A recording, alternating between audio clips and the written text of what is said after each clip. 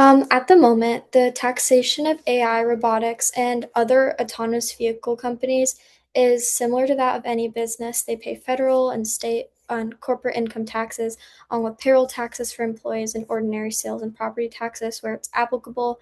But since there is no dedicated tax on AI robots or autonomous vehicles, these companies operate under the existing tax system, and they may also benefit from other current tax incentives like research and developing credits, depreciation deductions, and investment credits where they may not be contributing the same amount of work or effort as these companies that don't use these automated tools as much.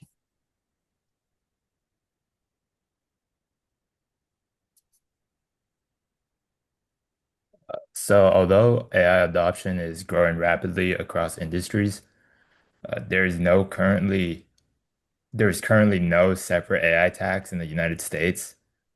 So, companies that develop or rely heavily on AI are generally taxed under the same laws as every other business. And while multiple federal lawmakers have proposed taxing AI separately, including taxes on like automation or computing power, none of these proposals have moved beyond the proposal stage or been enacted into law.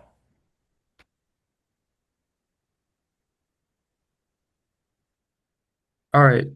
So the reason why this conversation is happening is because AI is changing the economy so quickly.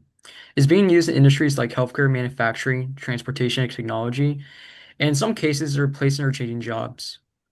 Some policymakers believe that companies benefit the most from AI should contribute more to help fund things like worker retraining or and unemployment programs.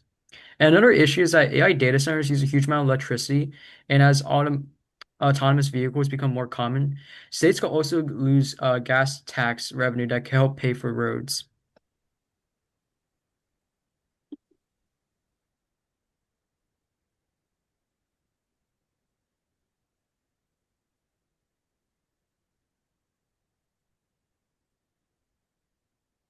So for both sides of this issue, there are a lot of strong arguments, and a lot of supporters say that AI companies are making huge profits, and because of this profit increase, they should contribute more to help workers who are affected by automation, as their increase in productivity that is also having a consequential negative effect on the environment affecting is affected by automation.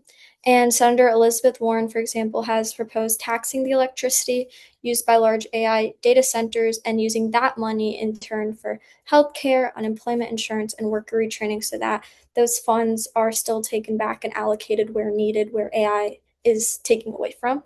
And then on the other hand, opponents argue that creating a special AI tax could help discourage innovation, and it would also make American companies less competitive. So pitfalls of that is organizations like the Tax Foundation believe it would be better to update the current tax system than create an entirely new one which taxes AI and autonomous vehicles, because like they believe that if these companies were to be taxed, then it could reduce competition, therefore setting us back more because we're not increasing our productivity. So after looking at both sides, our report mainly recommends keeping the corporate income tax as the main way that AI companies are taxed instead of creating a broad AI tax. If lawmakers decide that more revenue is needed, a narrow tax on the energy used by large AI data centers would be easier to manage than a general robot tax.